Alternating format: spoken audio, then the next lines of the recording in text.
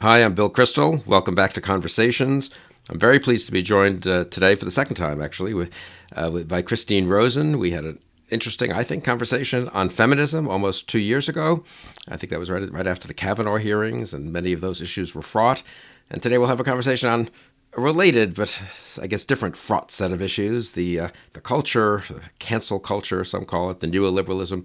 Kristine, just to remind people, is now at Commentary Magazine, was at the Weekly Standard, has been at the New Atlantis, author of two many excellent articles, and two really fine books, one on eugenics, more of a scholarly book, I think, on preaching eugenics and the relationship, as I recall, of religious leaders and eugenics in America mostly, right? I think, yeah. And then the second book, more autobiographical, My Fundamentalist Education, which I also highly recommend. So, Kristine, thanks for being with me today, and I'm looking forward to your explaining everything that's going on. Thanks. I will do my best to elucidate our very strange cultural moment. So, what is our cultural moment? I mean, and I guess I'm really thinking here of the everything from tearing down statues to getting people fired for publishing op-eds to a general spirit of illiberalism that one could argue has increased on both sides. I think right now we see it a little more ferociously on the left, but we also see it from the president on the other hand. So how serious is it? Is it a big moment? Is it just one of these things that happens, spasm that comes and goes? How do you take it? Well, these are cyclical moments, and I think for those of us who've followed, for example, for many decades, what's been going on college campuses, much of this is familiar. But the way in which I think it is distinctive and unusual at this precise moment is the extraordinary embrace of a kind of coercion and a kind of justification of the use of force, both physical and professional, that's been brought to bear on a number of people who I think wouldn't consider themselves enemies of the virtues that are being touted. And by that I mean people who consider themselves liberals, who probably vote Democratic, who are finding themselves in a strange, some of them have described it as Kafkaesque moment where they say something, or they in some cases merely retweet someone else saying something, and they find themselves in professional peril. They find themselves ostracized online and in person by their peers. And the speed with which this is happening and the level of vitriol, I think, is distinctive. And for the first time, I do think a lot more everyday Americans who otherwise don't follow these culture war battles are starting to pay attention, particularly with things that are obvious and on the nightly news, like the tearing down of statues or things like that. But even more subtly, people are getting memos in their offices now, and their children, if they go to certain schools, are getting memos from teachers and administrators, all of which is starting people, raising awareness among people about the kind of effort that some of us have seen going on for a long time, but that is now accelerating. So I would say the tone, the coercive quality, and the speed with which this is happening are new. Yeah, that sounds right to me. And say a word about, I'm struck by the coerciveness, I guess, the kind of just real sense that, you're not tolerated. It's one thing in the old days, there was a lot of peer pressure, social pressure. People have written about that in democracies for 200 years, Tocqueville and so forth, and tyranny of the majority. But the degree to which there's just a kind of unabashed wish to shame, humiliate, make unemployed, make unemployable, make totally disrespectable, or unrespectable, whatever the word is. People who say the things that I'm not sure. It's, again, it'd be one thing if these were super extreme, Nazis or justifiers of murder or genocide or something, but that's not the kind of people who are being targeted mostly either. No, interestingly, a lot of the people being targeted are doing things like raising questions based on statistical data, for example, about policing, or pointing out that there are alternative interpretations of historical figures, for example, or even simply saying people are very complicated and we should perhaps try to understand them in that context. The difference today, again, I think, is that when you embrace, as I think the people who are a lot of the people who are doing this, both in our cultural and educational and civic institutions right now do, if the problem is systemic, then the system itself is not legitimate, so you don't have to work within the system. So it's justified to, have violence, have destructiveness, have force a colleague out because they said one thing, or in the case of a story that played out in the page of the Washington Post, publicly shame a woman for a ironical but somewhat tasteless costume she wore to a Halloween party at a private home years ago. So the strange sort of call out culture that we used to see only on Twitter is happening in real life with private citizens in situations that actually start to recall more like the sort of Stasi secret police style informants, the informing that citizens used to do on each other in authoritarian regimes. And again, like, we're not there yet, obviously. I don't want to devolve into hyperbole, but the reward that people seem to think they will get for informing on their peers about their wrong thinking or their bad tweet, that is new. That they are doing it because they expect a positive response, and they are getting a positive response from certain sectors of society right now. Yeah, that for me is what's one of the things that's really scary about the moment. That it's one thing if a lot of institutions are captured by people who want to push, let's say, to use a term that already sounds so antiquated, political correctness.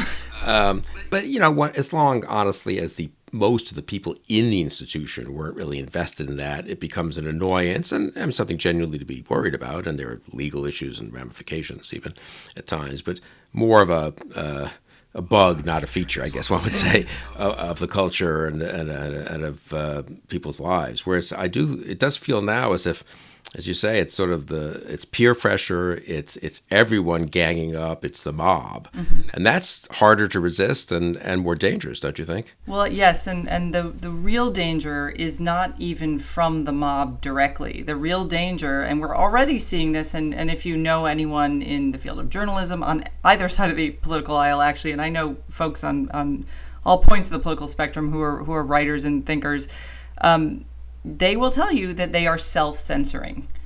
So that, to me, was always the greater danger. It's not just that the mob might come after you, so you got to keep your head down. It's that you'll never say anything in the first place, and you'll second and third guess what you might say because you're weighing it against the likelihood that will provoke the mob.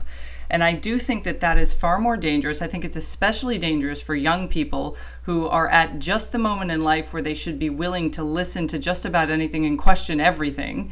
We're seeing a lot of very Manichaean thinking among the young who have a whole catchphrase of various critical theory type language that they can draw on with very little understanding of what the end game is of those kind of critical theories. And it's power. Ultimately, I think a lot of this is about power. So being able to call people out, punish people who don't agree with you, and who in some ways, it's not enough now to say, I disagree. You actually have to actively agree, right? So we saw this with a lot of the post-George Floyd protests.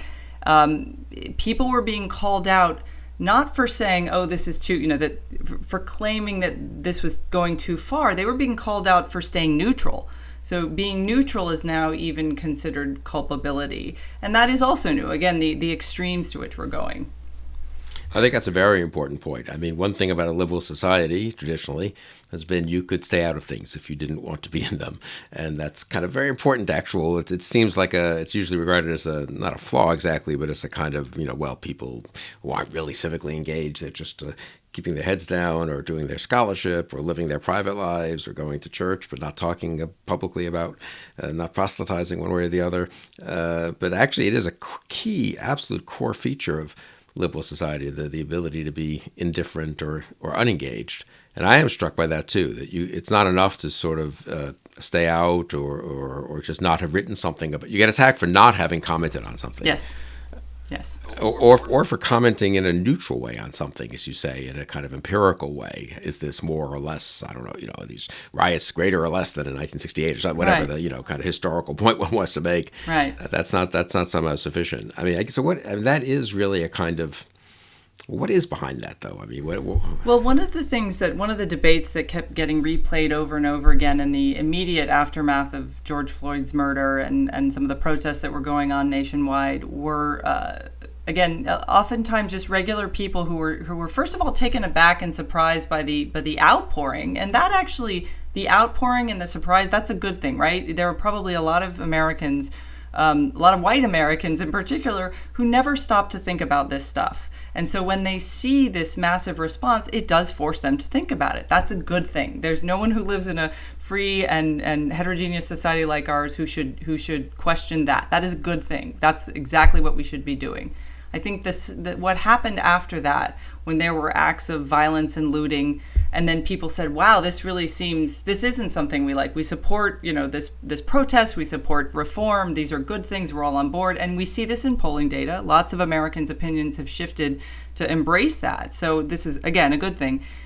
What struck me as being different and distinctive was that even raising the question of whether violence and looting were inappropriate, you were not allowed to ask that. And so what you saw the pushback coming from people who have positions of power at the New York Times, from people on television and news, and among peer groups, and certainly in cultural and educational institutions, was, how dare you compare a man's life to property damage? So if you see this over and over again being parroted, you start to think, well, wait a minute. First of all, people did lose their lives in the violence and the looting. There were quite a few people killed.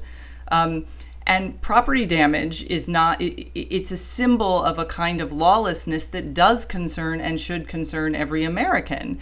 And in most cases, a lot of that damage was being done to the neighborhoods of people who could least afford to rebuild them and who most needed the security of having those businesses there. So that used to be something, post-1968 riots, that was very much in the milieu of understandably questioning things that we should all be talking about. Now you're not even allowed to discuss it. Or if you do, you risk being called a racist for doing so. And you're not allowed to use words like looting, according to some of the AP-style guides, because that has racial overtones. And to say thug is to brand yourself a neo-Nazi. I mean, the level of the shrinkage of language and the shrinkage of the range of ideas we can discuss in the aftermath of these kinds of protests concerns me. That really concerns me, because we should be having broad discussions about all of these things, and we shouldn't be silencing each other while we're trying to have them. How much of this is a race issue? And that's always been so fraught in America for obvious and understandable reasons and terrible history. And how much is it not a general problem of the culture? I mean, it would still be a problem perhaps if we can't have a candid discussion about how to go forward in terms of racial policies, if you will, and so forth, or even of our history. But it would still be a sort of containable, maybe. I mean, it would be one aspect of America. It wouldn't be as pervasive, perhaps, as some people think. Well, it's definitely about race, and it started about race and law enforcement, obviously, with George Floyd's death. I do think, though, that there's something else going on. I mean, the fact that we've all been on lockdown for several months, and in some cases in the big cities, it's been almost 4 months. Lots of economic slowdown. Many people lost their jobs. Schools closed. Activities closed. You have an entire population that's just been sitting around, on Twitter or watching TV or playing video games. And what else are we supposed to do? Who've also been living with a kind of generalized anxiety, vague dread about where the country is headed, and we're hurtling towards an election. There's a lot of built-up tension that I think did express itself in some of the extremes of protests that we've seen. However, there has also been, for some time, a fairly radical strain among the political left and the cultural left that has wanted to see an almost anarchic moment like this. And they are taking advantage of that. I mean, this is what we see with Chaz, Chop, whatever they're calling themselves now in Seattle. These establishments of little occupied zones where their anarchical values can thrive. And I mean, we can kind of laugh at it, but several people have lost their lives already in those zones because law enforcement is not allowed to enter them. And you see at the same time local leaders endorsing that or doing nothing or saying, oh, it's just a friendly block party. So there's a kind of justification for a weird sort of insurrectionist moment if it's coming from the left. And I think on the race thing, there's a lot we should discuss about that in terms of the way in which that debate has shifted from one of colorblindness to anti-racism, because those are two very different ways to approach the very challenging issues of race we have in this country. And we're hurtling down one path now and moving far away from historically what is shown through nonviolent protest and civil rights action to be effective. And that's cause for concern, and it's certainly something we should be debating, not just endorsing. Let me come back to that in just a second, because that's very important. But yeah, I do think I'm struck that just, again, watching little snippets of video, basically, these were originally a lot of these protests which had elements of looting or rioting or disturbances in them, not most of them, but were racially focused, I guess you could say. They weren't all African Americans or anything, but that seems to me actually less so the last week, which in a way is both good and bad news, I guess. I mean, but I'm struck how much of it now does seem to be just to sort of people who want to make a statement about America, not so much about policing or about inequities in our history or in our present in terms of race relations. So I think it does go beyond race, obviously. Well, right? And it's a peculiarly nihilistic view of America that has there's always been a strain of that throughout our history, but it's becoming much louder and much more acceptable and widespread, particularly among the young. I love to blame the fact that they're not being well taught in history. I mean, that's obviously part of it. But I do think it's more than your PhD in history is coming out. I know, right? I know my bias is showing. But I also think that there's a way in which the oppression narrative is, and several people have pointed this out, it's almost like a secular faith, right? There are priests and priestesses, there are rites and rituals, there are all these things that give a sense of belonging to a generation, especially for the young right now, who have had a lot of insecurity, uncertainty, and difficult times in their young lives. So I think, we shouldn't discount that need, because that need is a genuine one. But its expression in this particular form, A, it's not going to solve the problems that they claim to want to solve, and B, it's going to set them back from really understanding the amazing things about our political system, what has always worked and always been the envy of the world. And none of those things are violent suppression. They tend to be kind of boring things like, humility, compromise, restraint. Those aren't sexy terms these days, and particularly not for the young. And I worry about that, because those have to be brought back front and center when we start talking about the process of actually making the changes that we tend to agree we need, certainly with law enforcement, with all kinds of things. There's really a huge amount of agreement right now. There's a really great opportunity in America right now to make some needed changes, but we're going to squander that if we continue down the more radical path. You mentioned the young. I want to come back to race in a minute, but so who are the young? How young are the young? I guess I'm sort of struck thinking back to, I was in high school during the late '60s and then college. Those really were, it seemed to me at the time, the young. They had their Pied Pipers among professors and older people, obviously. But what was the slogan? You can't trust anyone over 30. those really were college-based. A lot of the protests originally, whether at Berkeley and then all the way through to Kent State, obviously, and so, I don't know if that's, again, I don't know if it's good or bad, makes it stronger or weaker. In some ways, it makes it maybe a little more believable that, well, we're going to get over this when they get into the real world and so forth, This generation of 68 they won't be in college forever. It doesn't feel to me quite that. You say the young, but the young are more 27 or even 35 years old, aren't they? This is just a kind of sociological question, really, or generational question. I'm sure people have studied this, but well, it's so I'm Gen X, so I'm like the difficult middle child of generation. So we have the boomer, you boomers are on one side, but then we have like the millennial and Gen Zers who we look at with horror, So I hope to bring a little bit of perspective to this, but you're right that one of the things that conservatives in particular have always sort of relied upon is this idea that as we age, as people age, they'll age out of their radicalisms, and we're not seeing that with this generation. We're seeing them now. On the one hand, they also aren't aging out of their tolerance, which is a good thing, right? The younger generation, even self-identified conservatives in the younger generation, are far more tolerant than previous generations, and that's all for the good. Again, interestingly, we're becoming much more polarized on issues of race and sex at the very moment when a vast swath of the generations, regardless of political affiliation, actually agree on most of that stuff. So it's very strange. But I do think there are two things that are slightly different, and which don't portend a lot of calm, but instead more storm. And the first is that they have an entrenched institutional backing among slightly older folks who have long kind of admired youthful vigor while not wanting their own professional purchase to be threatened by it. So now they're a little under threat, and instead of building being the adults in the room, they're caving, and they're caving immediately. We saw this at the New York Times op-ed page. We've seen this, not just in the media landscape, but all around, and that's new. That's new, right? It basically is. We've seen it on college campuses with administrators caving to the demands of the more radical student group. So the adults in the room aren't behaving like adults, for one.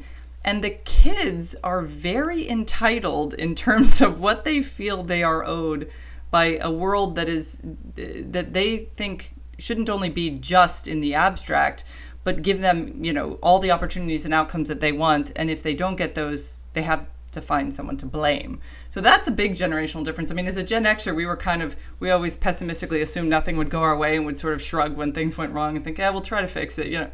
This younger generation has a lot of idealism, but it's often overzealous and misplaced. So I worry about the combination of the gatekeepers caving and the young idealists never having their idealism challenged by pragmatic realities.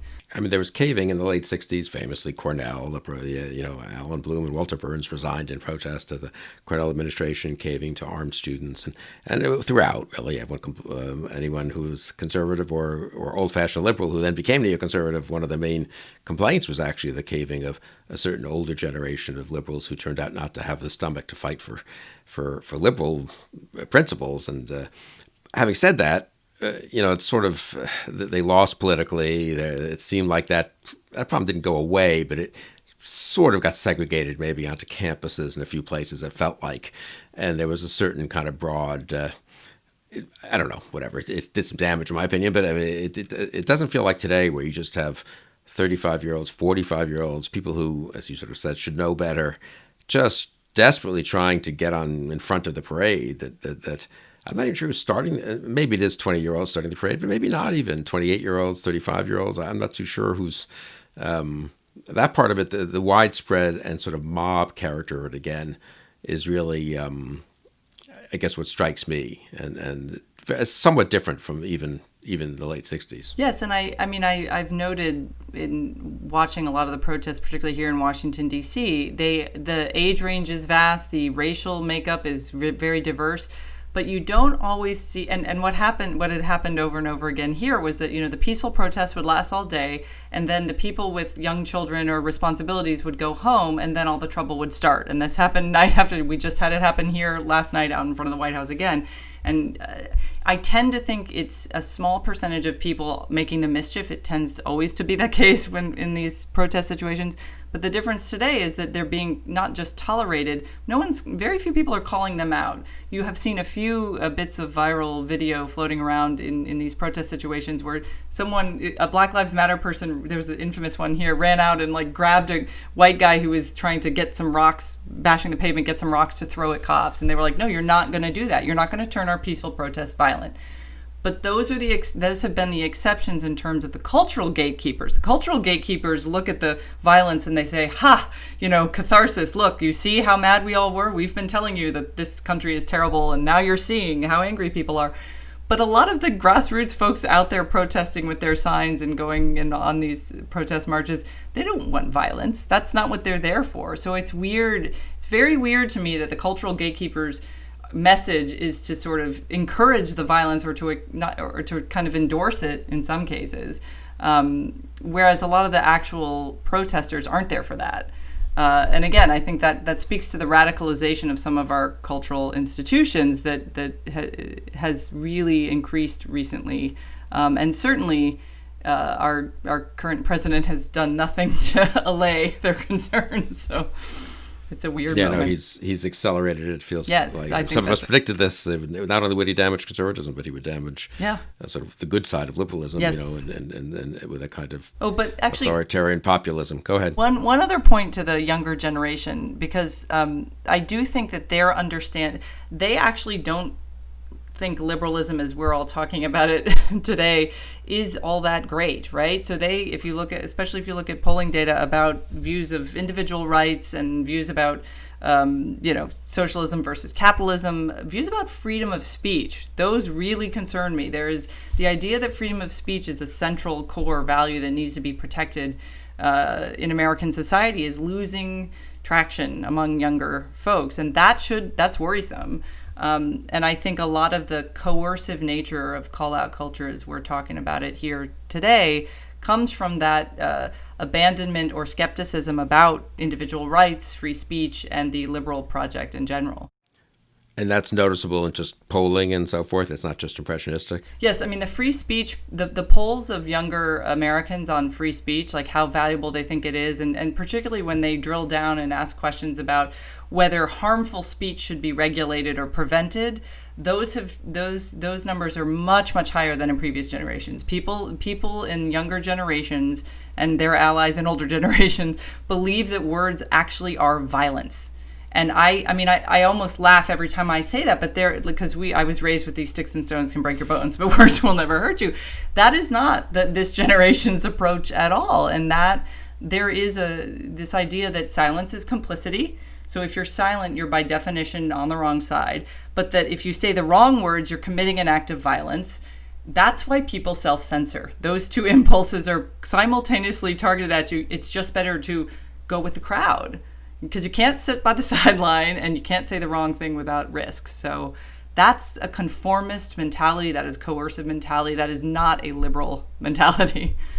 I mean, I'm old enough to remember when sophisticated conservatives, but liberals as well, cultural observers, were worried about the sort of libertarianism in a way of that it becomes so dogmatic. John Stuart Mill, but even less subtle, frankly, than Mill. And First Amendment law, one saw it in social mores, obviously cultural mores. And there was actually a kind of complicated argument about how this can go too far, and you do need to have some constraints. Maybe they shouldn't be legal, probably, but cultural and social and so forth. Private institutions could enforce them. But yeah, now I know I feel like I should just be a libertarian and just say, make the case for free speech. It seems kind of ridiculous. In a way, we were all busy, and we weren't, but I mean, people were busy explaining the sort of what was slightly problematic about pure free speech without any guidance as to true speech versus false speech. Now it's the opposite, it seems to me, right? I mean, people are just amazingly unwilling to make the most standard, frankly, John Stuart Mill-like arguments for free speech, free debate, tolerance of other people's opinions, and so forth. Well, of all the rights and virtues that we hear, that we're constantly told we need to be protecting and pursuing, the right not to be offended seems to be very high on the priority list of a certain segment of society right now. Whereas I think that's the libertarianish. I have the same impulse, which is like, you can say whatever you want, and I can be offended, and then we can both go home and not burn anything down, and I can think you're a jerk, and you can think I'm an idiot, and that's America. Like, that's the great thing about America, right? But now, each of us would think that we're actively harmful to society and racist or sexist or oppressive or what. And even the symbols of a past that didn't judge themselves or others by that standard are held to be so threatening that you literally cannot let a statue stand because it might trigger feelings of oppression in someone who has never even read the history of that statue. And it's why we've had these surreal moments, which will continue, I fear, of statues of famous abolitionists being toppled or spray painted with Black Lives Matter and all cops are bastards. I mean, abolitionists. So, I mean, those moments unfortunately capture the kind of the excess of zeal and the lack of historical knowledge that are worrisome to more than just conservatives, I think, but which a lot of people don't feel free to discuss. Yeah, no, I think that's really true. And I'm also struck again that just the simplest reaction. So on the statue thing, I think you and I discussed this elsewhere, and you've written about it, and we're probably both somewhere in the middle, I would guess, in terms of we don't need to have every Confederate statue continue to have a place of prominence in Southern capitals. We also shouldn't be willy-nilly removing every statue of everyone who has any view or conducted himself in certain ways that we don't approve of. There's a big difference between a Confederate general, a Union general who might have had slightly retrograde views on race, a president who tolerated slavery more than we wished, as opposed to a slave trader, et cetera. I mean, there's so many gradations here. Those all get lost, obviously. But what most strikes me is even this, I made this argument the other day, the most simple-minded, if I could say, liberal process argument, which was, this was about a particular statue. And I said, look, I think that statue is kind of problematic for our day. And I think it's going to be removed by the museum that has it in front of it, and the city will go along. So let the process work. But that argument is not well received, and that's what strikes me. It's not as if these groups are powerless in most of the cities they're demonstrating in. A lot of these have, New York City does not have a right-wing mayor. Washington, D.C. does not have a right-wing mayor or a city council. University campuses where some of these statues are not dominated by, great fans of the Confederacy. And a lot of people are eager, maybe almost too eager, to say, oh, yes, we're going to remove that one or change the plaque or whatever it is. But instead of saying, okay, good, well, that's how it should work, and different localities can do different things, and maybe we'll have to appeal, if they're not doing the right thing, we'll have to have a protest march. But no, it's really, let's just go and deface it and tear it down. I am struck by that, I guess, just the sort of, that is a kind of version of the mob taking the law into its own hands, it seems to me. Well, it is, and I think there are real distinctions to be drawn about the first cases which have been going on for years, actually, in the South in particular, about Confederate street names and Confederate statues, many of which actually were put up with the deliberate effort to intimidate the African American populations in those cities post-Civil War era. So it really was literally put up for the purpose of oppression and fear and the creation of fear. And the communities that have come together and said, this doesn't really represent our values anymore. It's a different time. We're a different community. We're going to have hearings. We're going to talk about what to do with the statue, and we're going to either put it away forever and replace it. There were all these process discussions, which are at the heart of democracy, community-based. They're talking about community norms, which are distinct to that particular community. They are offering everybody a turn at the microphone to talk about why they believe the way they do. And so that when the decision comes down, which in many cases in the South led to statues being removed, and the kind of remnant bit of Confederate, diehard sympathizers were furious, but they didn't object except to sort of, scream and yell a little bit, and maybe even protest, which is their right, because they were part of the process. There was buy-in. So if you're part of the process, even if you don't get your way, you still have had a way to exercise power. The toppling of the statues and the graffitiing of the statues and the vandalism of the statues and the vandalism of now churches in D.C., the Episcopal Church across from the White House has been graffitied. That is a pure expression of power and coercion and violence, which has no tolerance for any sort of process and any sort of compromise. So when, the TR statue in the Theodore Roosevelt statue in front of the Museum of Natural History is a fascinating case because it's been a problem for the museum for a while. They did an exhibit about it. TR had a lot of inappropriate views, including... Well, just to be clear, it's not just a statue of TR. It's It's with Native American... Yes, I know. It's with an African American and Native American slightly weirdly...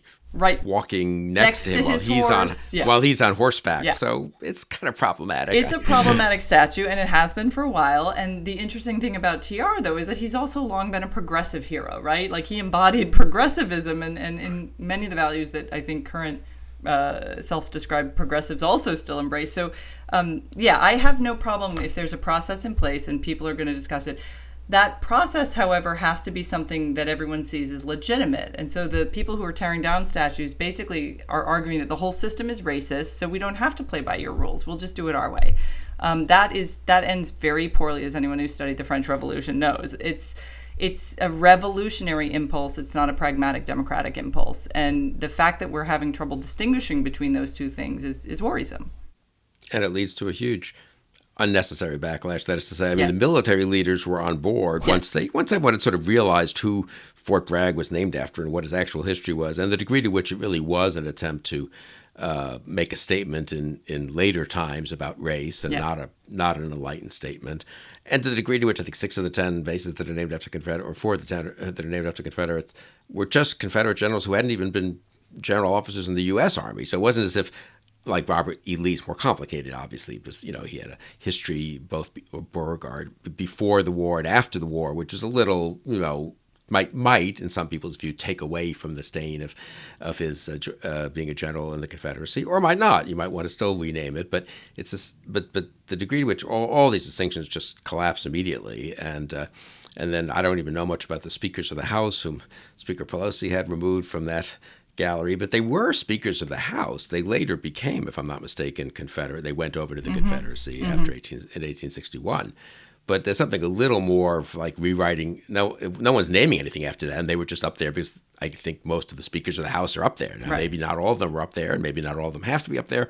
But again, and she's the speaker, and so she decided to remove them, and there was no violence, so that was good. But anyway, it is striking to me how much, though, it just all distinctions collapse, and the sense that some of these are on public property, some of these are on private property, some of these are under the control of cities, some of them of the federal government. Let's have let's be careful about, let's make sure the right people are making the decision, or the legally appropriate people are making the decisions. All that goes away, and that is dangerous, I think. Mm-hmm. Well, and that's where the arguments by the cultural gatekeepers who should know better than to say these things become more concerning to me. So if some left-leaning opinion writer at the New York Times wants to spout off about her version of history and why it's great that George Washington's statue was toppled on and an American flag burned on his head, that's fine. My problem is when that same gatekeeper has launched a project whose historical inaccuracies, and I'm talking about the 1619 project, are so legion that they haven't even and have not been addressed, and then that goes into a school curriculum, which then teaches the next generation that, yay. And she actually praised the toppling of that statue on Twitter. And that's worrisome to me, because this is that you should know better if you have. That's a powerful, powerful perch she has. And, praising the idea of our founding father the statue being toppled, and the kind of the animosity towards one's own founding, and because she doesn't see it as founding, of course, it's illegitimate in her view. You can have that position, but you absolutely are endorsing mob violence. You're endorsing a way of approaching politics that will ultimately always come around and get you in the end. Like, that's the dangerous part of it. I mean, if the folks who are praising violence and unilateral statue toppling now think that monster won't be coming for them one day, they're sorely mistaken, because it generally does. It might take a little while, but that impulse is very difficult to tame and to guide. Which is the whole point, which, as the founders very well knew, and tried to take into account by building in the protections in our system that forced all those passions to just wait and to listen, and you could still hate each other, but it wasn't going to spill over into violence, except when it did in the case of the Civil War. And it concerns me that history, particularly the kind of the unsexy things about our system and how the process works, because people have so little faith in our institutions these days, and particularly in Congress. I'm wondering, there's a kind of power vacuum right now for process, and I don't know who's going to fill it, because it's clearly not the executive right now. Congress is, not really doing its job well, and, the courts have also become politicized. So, well, and more importantly, I would say conservatives, who once were staunch defenders of process, are now, many of them, defenders of Donald Trump. They're enablers, yes. So that's a huge problem. I mean, there's no one is standing, and then they're going to rally behind his supporters will rally behind the Confederate flag, and the other people will be tearing down Confederate statues, and that's not a very happy situation. No. Talk about race. You mentioned that earlier. I just want to come back to it because it's so interesting and important. I think that the move from colorblindness, or I would even say from affirmative action. I mean, you don't have to have been a pure colorblindness person. You might have thought that it's appropriate to have certain remedial measures for quite a long time, even, or diversity, even, which is separate from affirmative action, actually, because it sort of implies you always want to have, whatever the cause, you want to make sure there's diverse voices and faces. Which, again, I'm probably more on the colorblindness side, but it's not a crazy argument, Mm-hmm. But the movement from all of those to anti-racism, talk about that a little bit. Well, so the anti-racism idea, which has been popularized by a professor named Ibram Kendi, at its core, and he argues this in his book, Anti-Racism, he says any racial inequality in any arena that you find it is itself evidence of racism. So if you have racial inequalities in education or in income or in how policing gets done or in housing, any of these areas, that is de facto racism.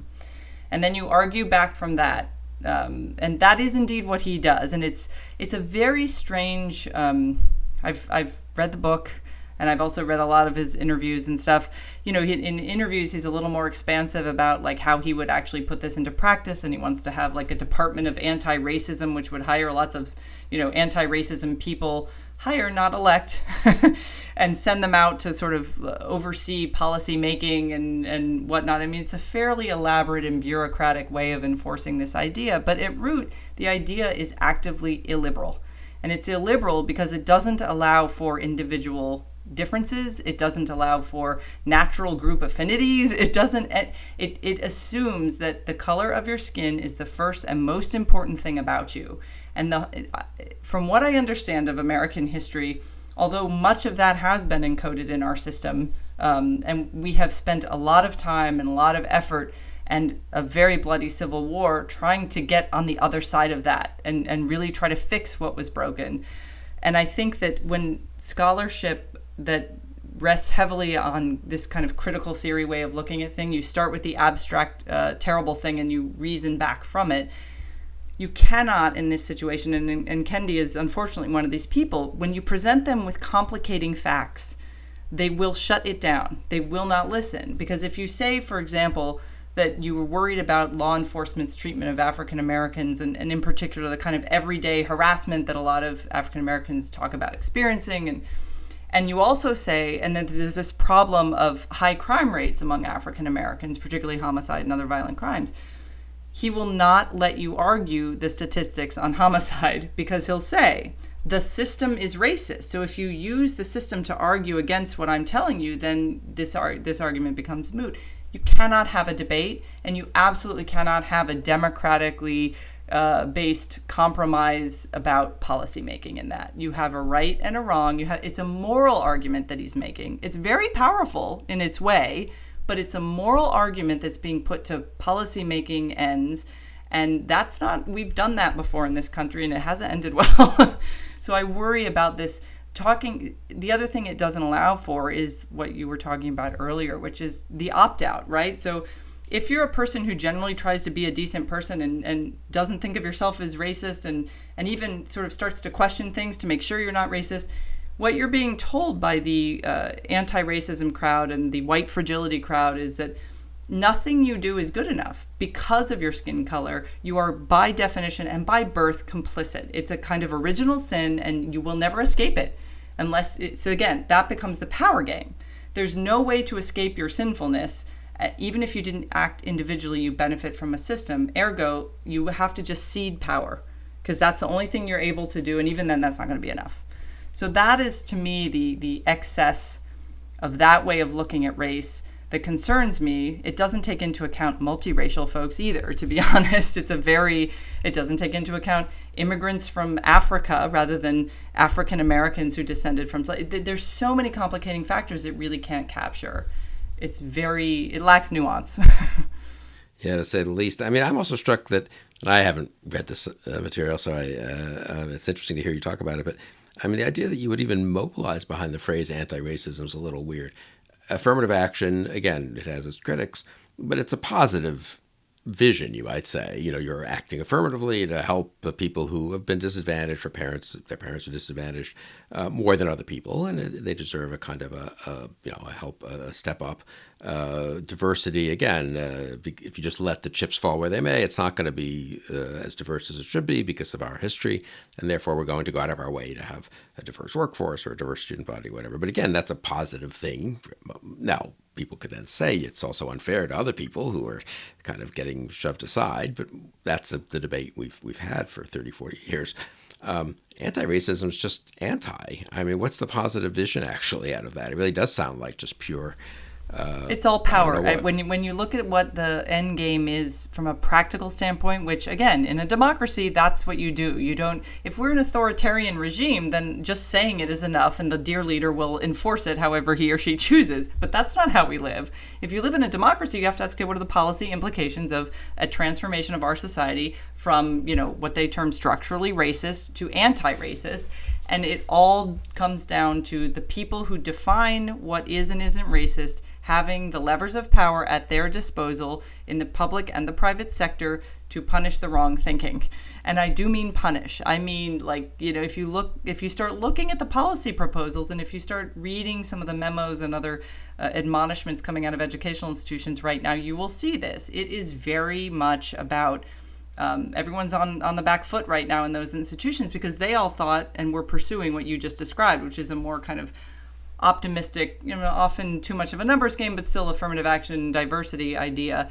The other thing I will add that the anti-racism way of looking at the world doesn't take into account is individual African-American success stories. Like, how are you a success? You live in a society that because of the color of your skin means you can't be successful. It doesn't allow for individual agency. It doesn't allow for freedom of thought among people whose skin color happens to be black, but they think in what anti-racists would call an internalized white way. I mean, there's a lot of in-group policing that has to go on for that argument to make sense. And it's happening right now. There are stories of, if you talk to someone who's African-American who isn't on board with the extremes of radicalism of some of these movements, they do get pushback. And it is not pleasant to be on the receiving end of that. I have friends who've been on the receiving end of that who are extremely liberal people. Like, we do not agree on anything politically. And it's shocking. And again, it goes back to seeing, wanting a society that values free speech, individual rights, and liberal thinking, and the right to be offended, or a society that wants to enforce right thinking and has it's a kind of nihilistic way of looking at humanity. Whereas I would say conservatives have a more, slightly more pragmatic but realistic view of human nature. This is a very nihilistic view of human society. And I think the distinctions there are important because we should, and our system was designed for us to treat each other as individuals with inalienable rights, right? We've not always granted those rights to everyone, and we should continue the project of making sure we do. But that's a very different way of looking at the world than saying you're either racist or anti-racist. Yeah, that's interesting. How much of this is, you mentioned educational institutions, you mentioned journalism a little bit. Just talk a little bit about maybe those two particular chunks of America and then others where you see how serious the problem is or isn't in different areas. I think, well, to start with journalism, there have been, if you follow the media world, which hopefully your listeners have a lot more important things to do than follow the media world, but there have been a few recent scandals, one in particular at the New York Times where writers, Senator Tom Cotton wrote an op-ed, and there was some pushback among the staff at the New York Times who said they said, again, this speaks to the free speech, they said that their safety was being threatened. They felt threatened, physically threatened by an op-ed being published. And that's a new thing. I mean, that's something you hear in kind of radical seminar talk at a grad school. But now it's in the New York Times. And the gatekeepers caved and said, you're right. Oh, we're so sorry. They wrote like 20 more op-eds explaining how they all felt about the original op-ed. I mean, it was a kind of, I guess it was cathartic for them, but I don't see what the point of that was. What struck me about all of that, and they fired James Bennett, and they the fired editor of the James editorial Bennett, page, who's a moderate liberal. I know, moderate slightly. liberal, yeah, a kind of classical liberal. So he lost his job, and now, of course, I imagine if you work there, there's a concern about what you do and don't say in order to keep your job. But a similar impulse was in play and coverage of all the post George Floyd murder coverage, because there was a whole group of younger African American journalists who say, objectivity in journalism is impossible. Why should we even pretend it's possible? We are activists, we are moralists, and we have the moral high ground right now, and we're going to write from that experience. And how dare anyone who tells us we can't do that is obviously racist. And that's, I mean, I'm oversimplifying what they said, but Wesley Lowery, who wrote a long piece in The Atlantic about some of the rioting, has taken a pretty strong stand about this. He's an interesting journalist. He does really great work. He feels himself to be a moral crusader as his first and foremost job qualification. That is problematic, as the kids say these days, because that brings into the discussion of how we get our information not just issues of bias, but again, back to the coerciveness. If you question his journalism, then you're called racist, and people have been called racist for that. If you question his and some of his peers' claims about their own ability to report without bias, you're not allowed to say that. So that takes the diversity idea, the idea that you want newsrooms to be filled with lots of different kind of people from lots of different backgrounds to bring different perspectives to bear, has now been transformed into we have a morally superior way of looking at these questions because of our skin color. That's different. That's different. And that, again, for the media world, and then the punishment phase happens after that if you disagree with it. So that's worrisome. In education, I think it'll be very interesting to see how the next few years unfold in terms of how schools deal with this from a curricular standpoint. Lots of memo. I don't know if you know anyone who has a kid in almost any school. We all got memos. My kids go to public school, but I have friends whose kids are in private school. They all had these memos about, we're not doing enough. We understand everyone's anxious. We're gonna hire all these diversity this and white fragility training that, and they're just throwing everything at the wall to see what sticks. My concern is that overreaction, maybe it's just a pendulum swing, and we'll get back to some sort of normalcy. But I worry about the curricular changes, right? So the 1619 Project, which is going into public schools nationwide, has a very ideological message to its history teaching. And it doesn't disclose that. It says, in fact, the opposite. It says everything you've learned is wrong. Here's what history is. And I worry about what that ideological message is going to look like in the classroom if it goes unchallenged. I'm worried about the kids who might come from a home where they've read a different history, like say they read Bill McClay's history book. They're like, well, actually, what about this? Are they going to get in trouble? How does that work in practice? And I don't think, to be honest, that all these diversity initiatives that all these schools are doing, I think they're the educational equivalent of the virtue signaling black box that all the corporations did, to sort of signal their Black Lives Matter support, that were, I think, appropriately mocked by a lot of people. I don't think that's going to satisfy the ideological flank on this. I don't think they're going to be satisfied with that. They want to see real change, and by that they mean they want power transferred to the people who agree with them. So whether they'll achieve that in education, I don't know. They have already in some places. We know scholars who've lost their jobs because the levers of power have turned against them. I don't think it's going to get better anytime soon. I'm pessimistic about the campus right now. Yeah, that's worrisome. And I guess about K through 12 insofar as you're talking about curricula that are being, you mentioned Twitter once or twice, but we haven't really discussed social media, which you've written a lot about over the years. And I think you have a book coming out was it on technology mostly, or is it on the media? Broadly technology, and how it's changing our behavior. Okay, well, what about, how much of this is a phenomenon of social media? How much of it's sort of just made somewhat worse by social media? How much of that is a distraction? It would be happening if Twitter and Facebook didn't exist. I'm just curious for your thoughts on that. I think it definitely would be happening even without social media. The amplification effects right now are vast. They've always been there, but now it's even worse. The thing I see that's different in this particular cultural moment from even a year or two ago is the use of social media to introduce alternative ideas into a debate among one's peers, leading to the loss of jobs. Like the way that the power structure is endorsing the Twitter mob mentality in situations that didn't used to bring that kind of heat to bear. So I'll give an example. There was a journalist, left-leaning journalist at a left-leaning outlet, who tweeted out a link to a scholarly article that discusses in a really fascinating way, actually, whether violent or nonviolent protests are more effective long-term in terms of advancing one's cause. And his job was threatened by people it's at a his historical, own... I looked at it for a second. It's a historical and statistical sort of study. Oh, it's a very dry, it's fascinating It's not study. About what should happen. It's about what has happened. It's an analysis of what has happened in the past. And he tweeted out saying, this is really interesting, right? Because there was at that moment ongoing a debate about whether violence versus nonviolence is the more effective policy. And he was like, hey, look, here's some history for us to mull over. And his peer group, there was a woman. So he's Asian, and an African American woman who he works with basically called him out and said he was a racist. for tweeting a link to a scholarly article. And that prompted an entire, sort of snowball effect. I don't think he did officially lose his job, but he basically is now put on notice that he better watch what he says. I mean, the idea that you can't throw something into the mix to debate if you're in the ideas world and you're in the left already. It's not as if he's, some radical right-wing extremist. That's new. And that is what social media does, because if she had walked over to his office and said, hey, dude, what's up, like that, or called him or emailed him and said, I think this sounds racist, maybe you should have given some context, that would have been one thing. What she did is confront him with a virtual mob and then say, what are you going to do now?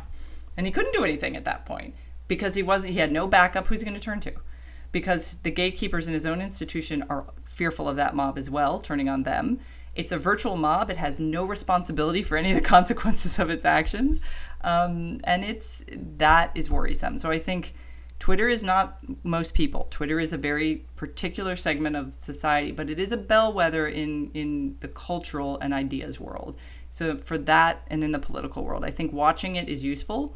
Participating in it can be fairly pernicious for some people, but I don't blame social media. I think it exacerbates it in this case. It also has been an extremely positive thing if you're trying to organize people in peaceful protests. So on that, I think it's been a great platform for that.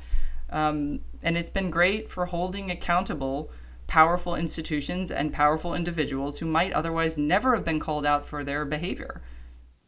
Yeah, no, that part I think is healthy, actually. I mean, I guess the one problem with social media mobs, or one aspect of them, is real mobs are bad, but it does take some trouble for people to actually assemble in a real mob, so they sort of have to go somewhere. And I mean, really, the social media mob can be so instantaneous and so effortless, yes, that it's even easier to have mobs assemble. Well, and the weird kind of through the looking glass moment we're in now is that the keyboard warriors, as we used to call them, have now been fully weaponized, right? So you'll have situations where a bunch of people will pile on some, hapless person who is videotaped doing something terrible or saying something terrible.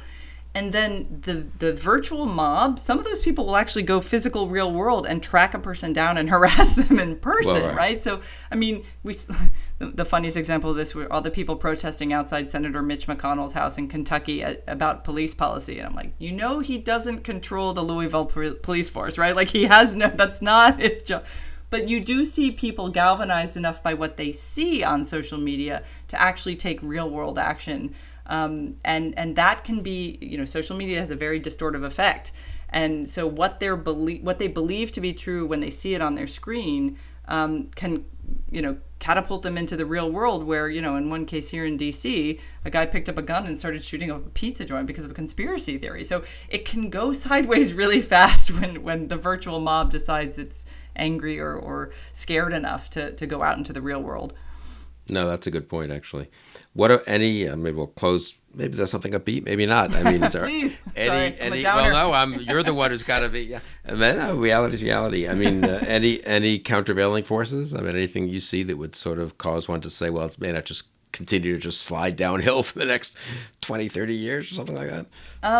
I do think I actually have a lot of confidence in this younger generation. Their ability, I hope, to see the excess when it starts to happen to them. Now, let me step back for a moment and say on race, I have a lot more optimism than pessimism for the younger kids. They grow up, it's not that they don't see race, it's that they have so many friends, particularly if they live in diverse areas, that are different color, different skin color. The percentage of American children who are going to be multiracial within a few generations, all of that is so good, because a lot of these debates are going to have to change. Not to say we won't still be having debates about race, but the experience of listening to and being friends with someone whose background is not like your own is very important. And I think our elite educational institutions need to look at the way that they try to create a student body that takes that into account, not just about race, but about class, about regional differences. So I have a lot of faith that we're going to figure that out in the younger generation. They're very tolerant. They're really angry right now, and I think they're really bored this summer. But I'm hopeful that more of them are going to be open to those discussions, because It's kind of like the debate over gay marriage. Even if you were conservative, if you knew someone who was gay and you knew that why they wanted to get married, it was much harder to make this legalistic argument about why that right shouldn't exist for them. Because once we see each other as human beings, it's very difficult to argue that you don't deserve the same rights. And that dignity-based argument, I hope to see more of in this younger generation on race. But they will have to move away from the more collectivist mindset and the group-based mindset. We have to be looked at as individuals. Some of us are law-abiding and doing our best. Others are not. Some are corrupt and then learn not to be corrupt. I mean, it's complicated. And I think that the complications are precisely what the founders tried to keep at the forefront, and that our current moment is pushing way far to the back. So maybe there'll be a pendulum. I hope there's a pendulum swing, because I don't want to see us continue to go down this trajectory. And you'd think there might be a little bit of a sort of self-examination of, even if they might be winning in the short term in certain institutions that they dominate, if I can put it that way, or certain cities even. I'm not sure that the people who are at the forefront of this end up winning this in the bigger sense, right? And so, right. As the example of Donald Trump suggests, so you think people, I've noticed among a lot of liberals, I would say, who've gotten kind of complacent maybe about liberalism, a kind of revived interest in, and I would say a healthy one, in liberal democracy, liberal constitutionalism. It's not quite my version of it, but a real sense that we need to defend certain things that we've gotten a little sloppy about and a little cavalier about. And now you'd think that could lead to a defense against both right and left, and in some cases it does. Yes. But I don't know, that would be the question, I suppose. Do people sort of look up and think, we cannot go down this path? This is really dangerous. You know what the most radical, and our friend Andy Smerrick recently wrote something about this, the most radical thing for any kid to do these days as they get older, on the left or the right, go run for city council, go work in local or state government, actually try to do the work of governing. And you will have a great deal more appreciation for the people who do it well, and you'll have a much better radar for the ones who are exploitive or corrupt or in it for the wrong reasons. And I think that advice is the best advice I think we as the kind of elder statesmen can give the younger generation, which is, it's fine to be mad, it's fine to want to radically reform things, but you have to understand what you're changing, because you're going to have to replace it with something. So all those statues are toppling, what replaces them? So that is the question that I think the younger in this moment can't answer, because they're kind of, and not just the young, but the people who are engaged in this sort of radical protest, it's got to be enervating for them. But what comes next? And I do think more kids should have that experience as they get older of governing. And they should try to think that way. I do think someone made this point, maybe it was Andy, that symbolic politics is not healthy politics usually, right? Because it's sort of about, it's easy. It's expressing easy. Yourself. Yeah. It's performative. But what about the implications? What about the consequences? And as you say, governing is one way to bring that home, or living with policies, of course. This is where, having families and so forth really sobers people up a little bit, being in the economy. But maybe not. I don't know. This is what I guess worries me the most, is that I keep expecting a little more of a, you can get, my father famously said, a neoconservative is a liberal who's mugged by reality. But someone at the time who was talking about what about all those people, it's the 80s, Mike Scully was writing about people who had chosen not to be mugged by reality, and just was sort of managing to continue on believing in certain things. And I think his formulation was, there were certain types of people who were mugged by reality and refused to press charges, and which is, a sort of clever formulation from the day. And the modern version would be slightly different, I think, but it's sort of that you sort of acknowledge reality, but then you just keep saying over and over, or you dig deeper almost. Well, that just shows how intractable everything is, and we need to be even more militant, right? That has happened in history as well. So yes, it's true. I guess that would be some leadership would be good among our political leaders, civic leaders, institutional leaders. Yes. Well, I saw a very funny bumper sticker the other day. And it looked just like a campaign bumper sticker, except it said hindsight 2020, which was a sort of perfect encapsulation of how I think a lot of Americans are feeling right now. Yeah, that's good. Well, that's a good note to end on. Well, let's hope we do have hindsight and foresight, and we'll reassemble in a year or two to discuss this, and maybe we'll be a little more cheerful than we are. But this has been for me, very instructive discussion. And Kristine Rosen, thank you for taking the time. Thank you. And thank you for joining us on Conversations.